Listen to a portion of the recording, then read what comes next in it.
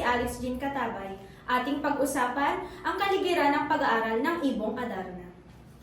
Ang Ibong Adarna ay isa na ngayon sa mga kinikilalang kanon ng panitikang Filipino. Ito ay may buong pamagat ng korido at buhay ng pinagdaanan ng tatlong prinsipeng magkakapatid na anak ni Haring Salermo at ng Reyna Valeriana sa kahariang Berbanya. Ayon sa mga historiador ng panitikan ng Pilipinas, ang akdang ito ay hindi itinuturing na orihinal na nagmula sa Pilipinas tulad din ng Bernardo Carpio na nagmula sa Europa. Ang kasaysayan ng Ibong Adarna ay maaaring hango sa mga kwentong bayan ng iba't ibang bansa tulad ng Germany, Denmark, Romania, Austria, Finland, at Indonesia.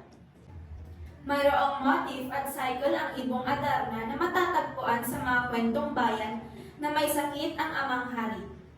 Kailangan ang isang mahiwagang bagay upang gumaling tulad ng ibong umaawit, tubig ng buhay, halaman at iba pa.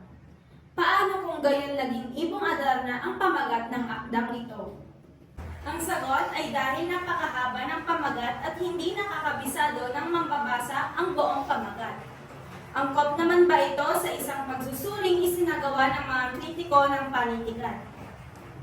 Masasabing angkop ito dahil una sa lahat, ito ang gamot sa sakit ng hari ng Berbanya.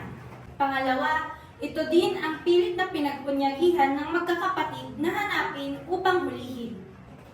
Ito din ang naging suri upang mahayag ang kataksilan ni Don Pedro at Don Diego.